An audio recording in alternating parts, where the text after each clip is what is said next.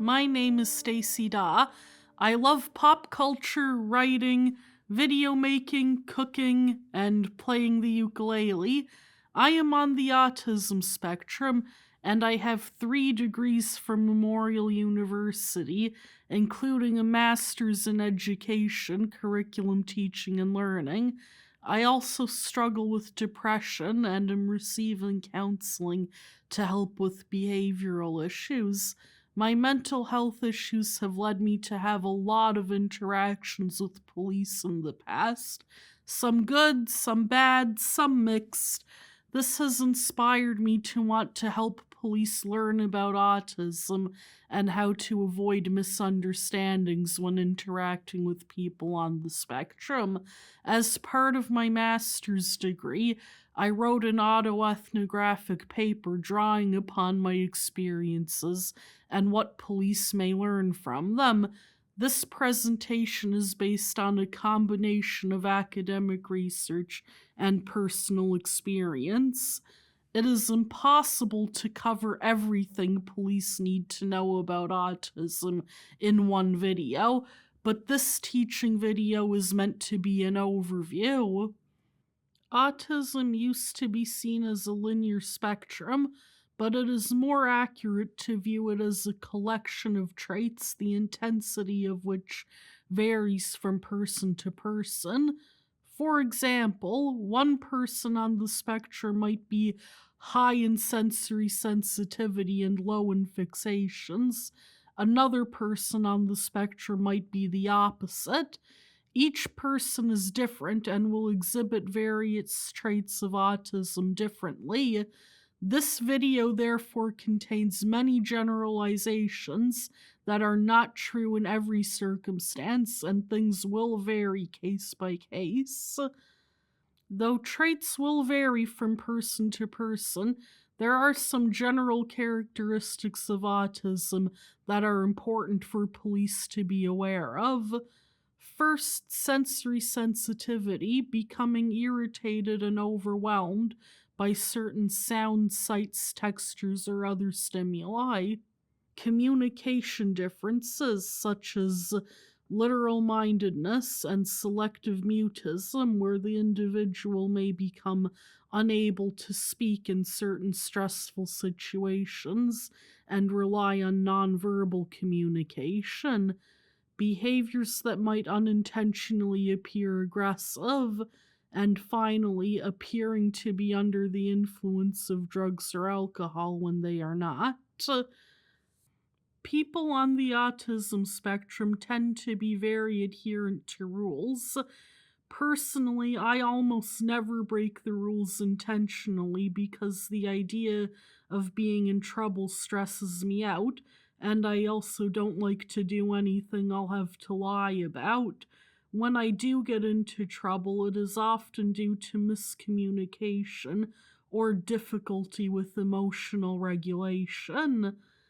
Despite tendency to adhere to the rules, there are a number of reasons why people on the spectrum may frequently come into contact with police. Emotional outbursts. People on the spectrum can sometimes have difficulty with emotional regulation, particularly when overwhelmed by sensory stimuli, leading to public outbursts. Mental health emergencies. Autism sometimes correlates with depression and other mental health issues. Police may be called to assist in mental health emergencies. Elopement. Sometimes adults with severe autism need caregivers. Both adults and children on the spectrum may sometimes wander away from caregivers in unfamiliar places, and police may be called to help find them. Suspicious behavior. Police may be called because a person on the spectrum's actions are misunderstood. Sometimes people on the spectrum are mistaken for being under the influence of drugs or alcohol when they are not. They also might act in ways that appear abnormal to others due to not understanding social norms. Misunderstandings. Sometimes people on the spectrum break unwritten or unspoken rules they are unaware of due to misunderstanding social norms. Harassing behaviors. For a number of reasons, people on the spectrum may engage in behavior that is interpreted as harassing, sometimes due to misunderstanding social cues or due to hyperfixation when upset about something. When police intervene in a situation, it is usually very stressful for both sides. Usually, the situation is already high tension to begin with. Ideally, the goal of the police officer is to try to defuse the situation using as little force as possible. Ideally, police do not arrest people or use force unless absolutely necessary. However, no matter how much training they have, it is impossible for police to always know the right thing to do because they cannot read minds and cannot know for sure what the other person will do. When police arrive on the scene, they do not know if the people involved will be irrational or dangerous. Police may fear getting injured or making a mistake that leads to others being injured. Being too forceful could harm innocent people unnecessarily, but so could not being forceful enough. Situations involving police are also very stressful for the other people involved. When police are called to deal with a person, whether it be a mental health crisis or illegal actions or other reasons, the person is often already in an irrational state of mind and a stressful situation. They may fear being injured, killed, or arrested, and may say or do things they would not say or do in their normal state of mind. It is inevitable that these situations sometimes go wrong, but the goal of training is to help make misunderstandings occur less frequently. Interactions with police are stressful for everybody, but for people on the autism spectrum, there is another layer of stress. The danger is increased due to communication differences. There is a double empathy problem where neurotypical people misunderstand people on the spectrum, and people on the spectrum in turn misunderstand neurotypical people. Communication styles clash, and it is almost like a language barrier.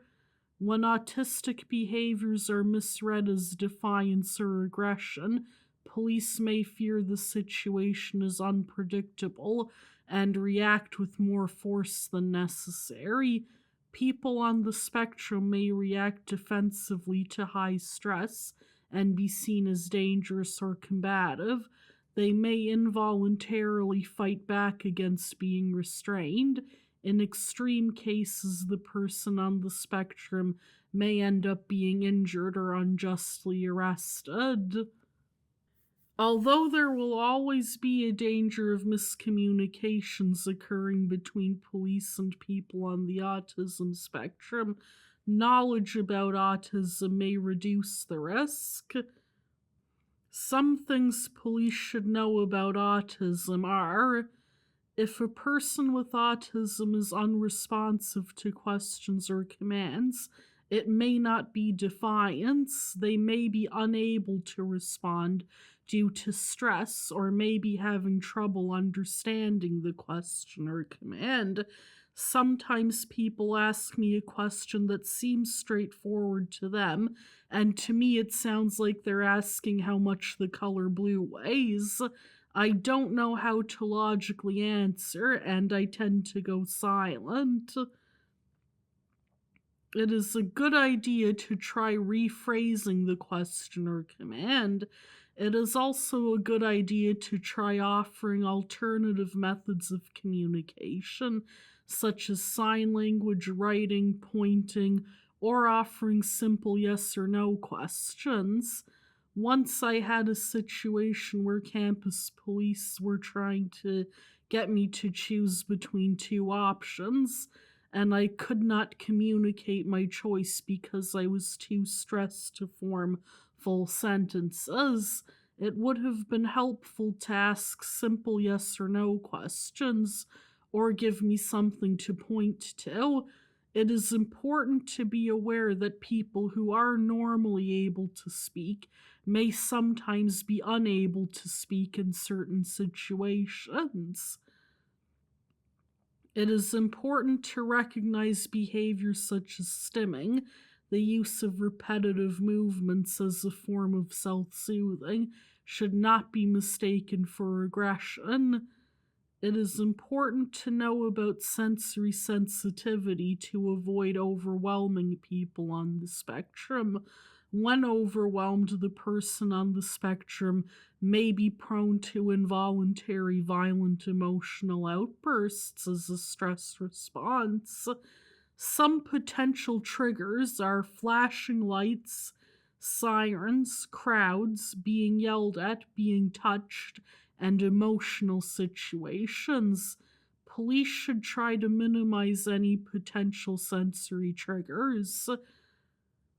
Situations where police interact with people on the spectrum are usually high stress, and police will likely need to use de escalation techniques in order to de escalate the situation while keeping use of force to a minimum.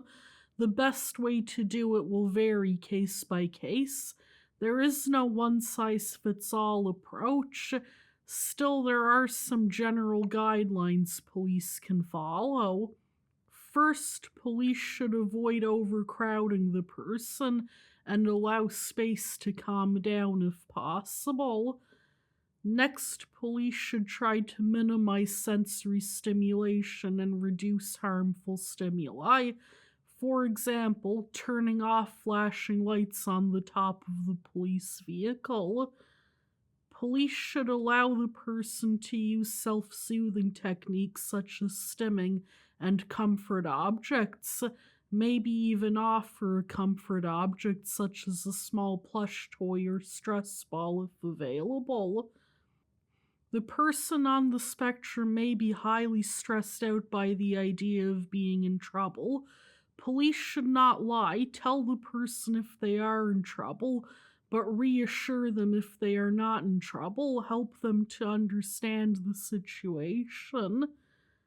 It might be beneficial to offer to contact a support person, such as a friend, family member, or caregiver, so that the person can comfort the person on the spectrum and help them with communication, since they will likely be more familiar with that individual's communication style.